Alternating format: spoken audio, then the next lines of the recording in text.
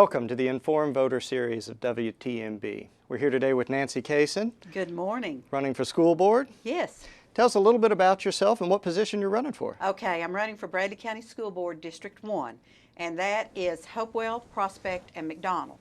And it's really a long district. It literally goes from my back door on Candies Creek Reservoir all the way over to McDonald, to Hamilton County, to Meigs County. So everything down Free Will Road, down Eureka Road, Harrison Pike, half of that, and that's all my territory. Okay. Tell us about your training and education. Okay, I'll start with a really quick little story first. I was a student at Tennessee Wesleyan between my junior and senior year. I was called by the director of schools in McMinn County at the time, and he said, "Nancy, I need a first grade teacher at Union Grove." And Union Grove was 8 grades, 5 classrooms. And so I said, "I don't teach first grade. I'm majoring in health and physical education and minoring in music." And he said, "I don't care. I need a teacher." And I said, "Mr. Hustle, I'm so sorry, but I just don't think I can do it. School's been going for 3 weeks, and I can't even spell phonics, much less teach it." So he said, "Well, would you give it a try?" The first teacher got an opportunity to go to another school. Second teacher ran from the classroom screaming after 2 days, and they're going to send me in there. I fell in love with elementary education. I had 30 first graders. They were absolutely wonderful. I went back to Wesleyan.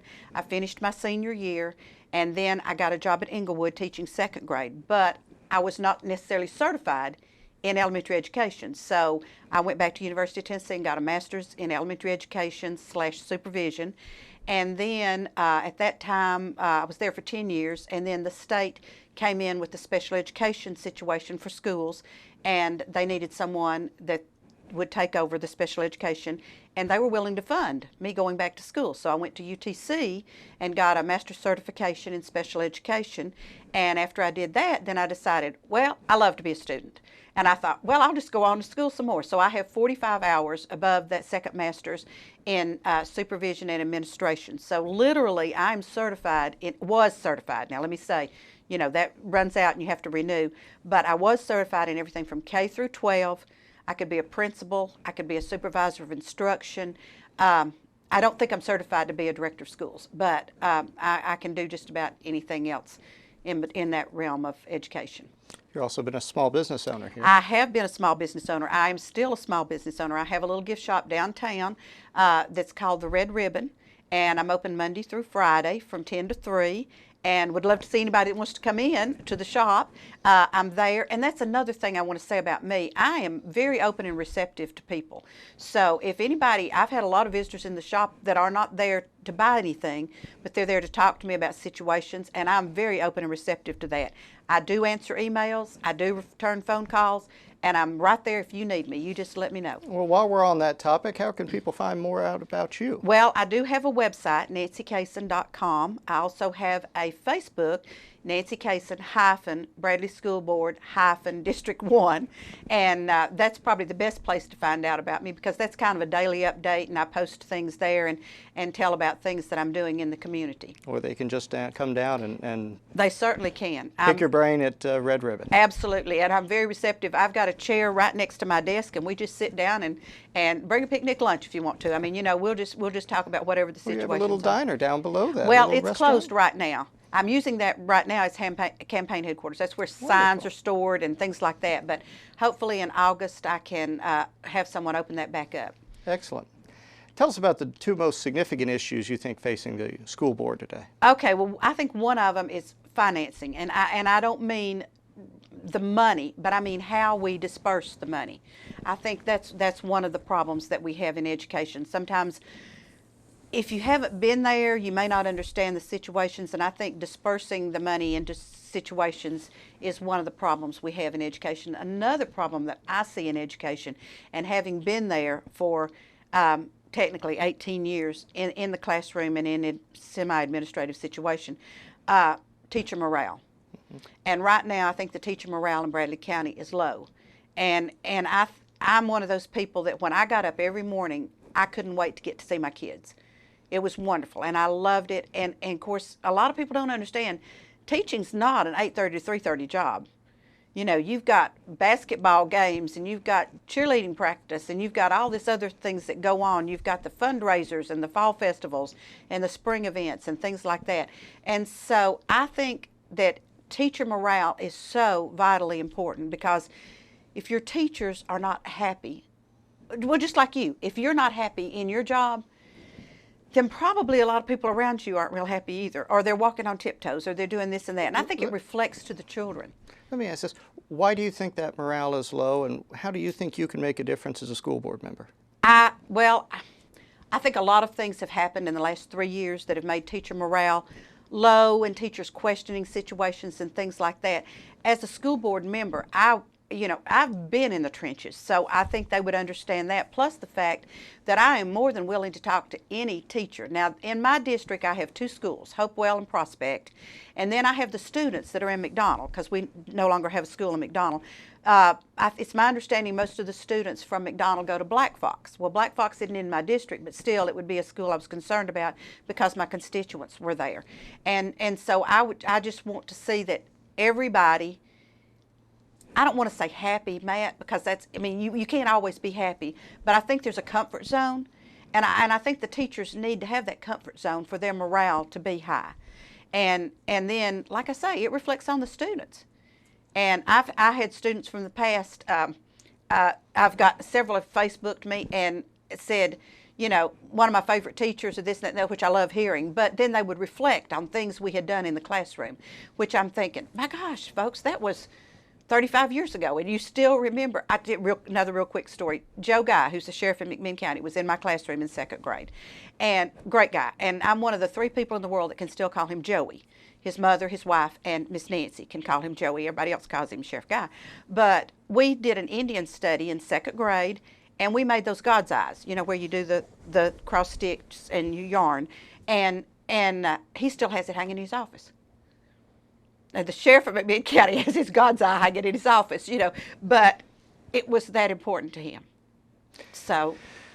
Now you talked about, well, you're running against Chris Turner, the Yes, incumbent. Sir. Yes, sir.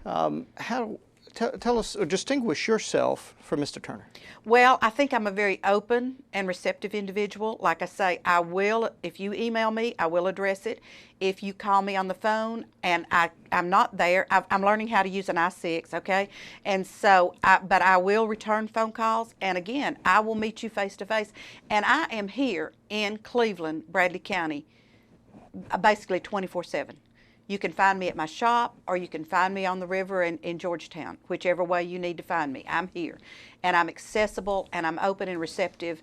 And we may not always agree. You know, if you come to me with a problem, we may not always agree, but I am more than willing to listen to your problem and then run it through my mind where you're coming from to see if there's any way that I can totally relate to your problem. And as a former classroom teacher, that's what I want teachers to be able to do, to come to me and say, I've got a problem, and let me help them address it. I don't know that I'll have the answers, and I'm not promising anyone that I'll have the answers, but I am promising that I will be here, I'll be receptive, I'll be open, and I'll be willing to listen. When did you decide you wanted to run for school board, and why? 35 years ago, because I'm just passionate about education. I'm on several different education committees. I'm on the board of directors of Junior Achievement. I work with the little libraries at United Way. I'm on the Workforce Foundation, the Workforce Education and Development at the Chamber of Commerce. I'm passionate about education because that's our future, Matt. Mm-hmm. If we don't handle those kids in the classroom right now, then our future here in Cleveland, Bradley County is not going to be good. And another thing I'm really adamant about is the fact that we have enough things here to keep our students in Bradley County once they finish our schools. But about 35 years ago, when I married and moved to Bradley County, I went into business with my husband, manufacturing, Casson Art, and we were an international manufacturer, delivered all over the world, and so I did a little bit of that, and then I thought, I'd like to run for school board. And my husband at that time, he's since passed away, but he said to me, he said, I don't think they're ready for you, Nancy, on the Bradley County School Board.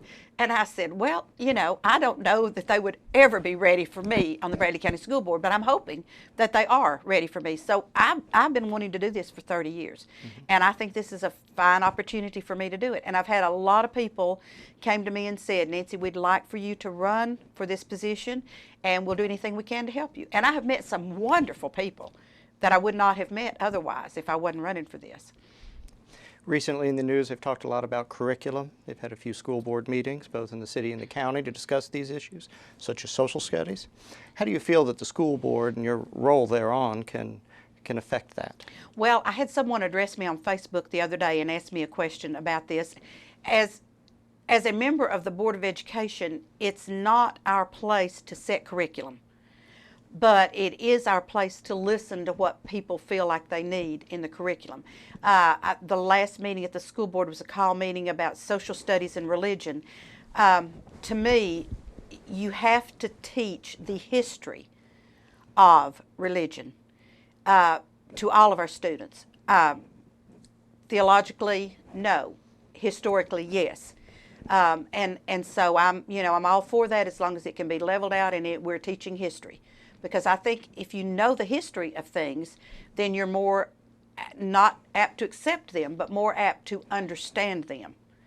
What role should the local body have over that curriculum? The local school board body, I think that the main thing that we need to do as a school board would be to listen to the public and then to meet with Dr. Cash as a school board, as at a school board meeting, and say, here's how my constituents feel. Now, on the school board, I would be representing everybody in Bradley County, but my main priority is going to be District 1. So I want those constituents to tell me how they feel about these things, address these with Dr. Cash, who then goes on down the line to the supervisors and the principals and the classroom teachers. Funding for education is always a hot topic. Oh, yes. I would assume that you would agree that we need more funding. Absolutely. How do we go about that without increasing the strain on the community? I think that a lot of that is that you have to take the money that you have and wisely use it. And we're allotted a great deal of money in Bradley County for education. And I think if we use it wisely, and it's like I said at the very beginning, I don't think necessarily finances are a problem, but it's how you proportionately use those finances. And I think sometimes we need to be really, really conscientious of how we're spending that money that we might be able to put into our classrooms and into our curriculum. Okay. Thank you for coming in today, Ms. Thank you Casson. so much. I This has appreciate gone really fast. Matt, you've been a joy to talk to. It's always fun to talk to you. Thank you, sir. I appreciate Yes, that.